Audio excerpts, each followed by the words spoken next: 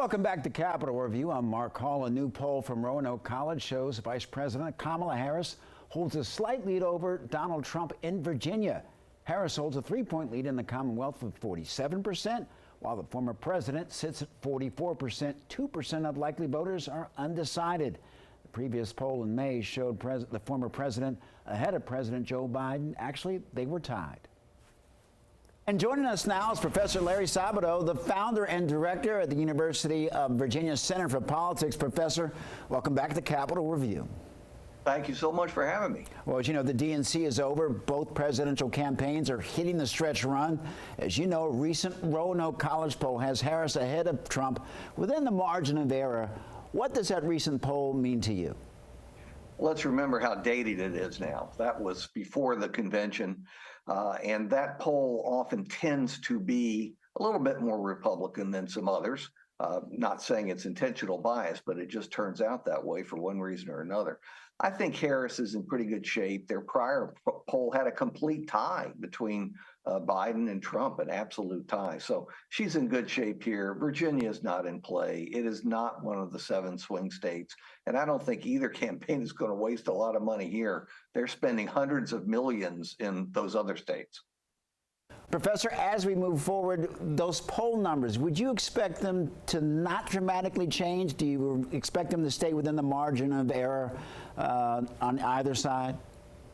Given everything we know today, I would expect it to continue to be close because the overall conditions existing in the electorate in the country would make it close. Now, something may crack open the campaign. You can't say for sure. Look at the summer, all the things that have happened over the summer. But it ought to be reasonably close, and that means, in all probability, we come down to the same 7 swing states, and the other 43 are not so swingy, and that includes Virginia. Virginia's swingier than some of the others, but it's nowhere near the top 7, and that's where you're going to have hundreds of millions of dollars spent by both campaigns together.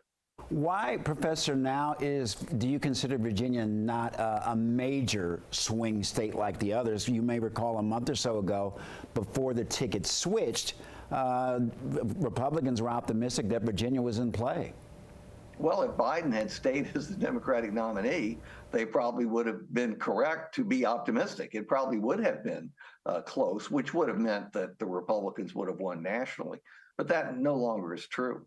Harris has come out of the gate roaring, and the Democrats have just had what I think is the most successful Democratic convention since Obama was nominated back in 2008. So this is going to be a close race if the conditions we see today continue, and we can expect a hard-fought battle all the way to the end, whenever the end is. Who knows when this race will finally be declared. And Professor, you said that you expect a tight race, and that's probably no surprise to most, but what are the issues that really matter to the people that you speak to? Or do the issues even matter anymore?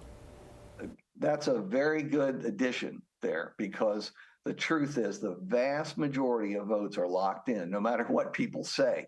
They look for issues that justify the partisan ID they have and the candidate they're already supporting. And if they have to switch issues, they'll switch issues. They're not going to switch candidates or parties.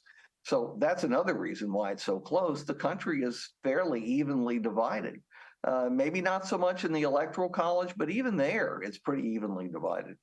Professor Larry Sabato, thank you so very much for joining us. Thanks a lot.